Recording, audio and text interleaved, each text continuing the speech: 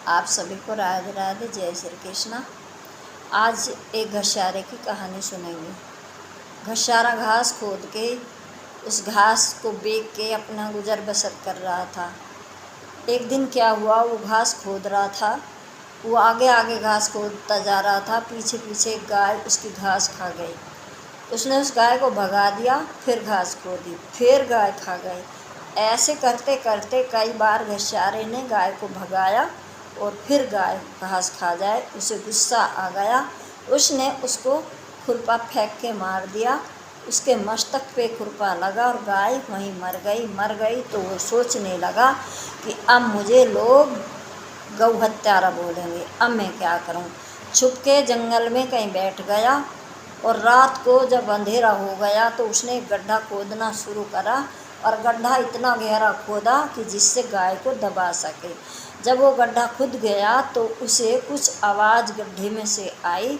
तो उसने फिर गड्ढा खोदा तो देखता है कि उसमें एक बहुत बड़ा कलश लिपड़ा, जो हीरे जवाहरात सोना चांदी से भरा हुआ था।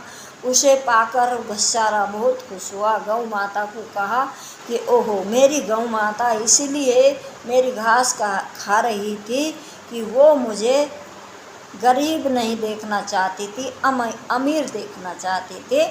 मुझे रातों रात धनवान बना दिया और उस धन को लेकर वो अपने गांव में नहीं आया, किसी दूर शहर में चला गया। वहाँ जाकर उसने भूमि खरीदी, घर बनाया, शादी हो गई, बच्चे हो गए, बहुत बड़ा व्यापारी सौदागर वो अब गौ हत्यारा घसियारा हो गया। और उसका इतना बड़ा कारोबार फैल गया कि उसके पास कई जहाज पानी के सौदा बेचने वाले दूसरे देशों में जाने लगे। एक दिन क्या हुआ, जब वो अपना सौदा बेचकर जहाज के रास्ते वापसी समुद्र में आ रहा था तो समुद्र की लहरों में उसका पानी का जहाज डूब गया। सारा माल उसका पानी में बह गया और जब वो अपने घर आकर देखता है तो जो बहुत शानदार कोठी बनाई थी उसमें बहुत बच्चे, उसकी पत्नी सब थे जो बहुत ही रईसी ठाठ में जी रहे थे। सब कुछ पानी की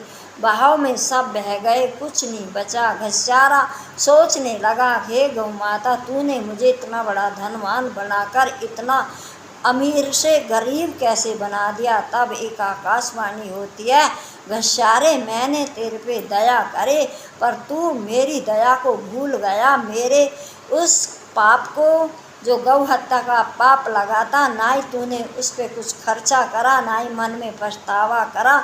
ये सब तुझे इसलिए दंड मिला। मैं चाहते थे कि तू धनवान रहे, लेकिन तुझे धनवान होकर मेरे सभी कर्तव्य भूल गया।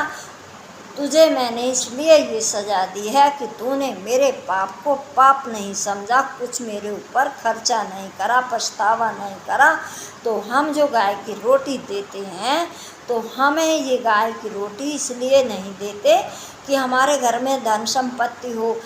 गाय की रोटी देने के पीछे तो कई रहस्य हैं, कई रहस्य हैं। माँ लक्ष्मी की भी बरकत उस घर में होती है जो गाय की रोटी देते हैं।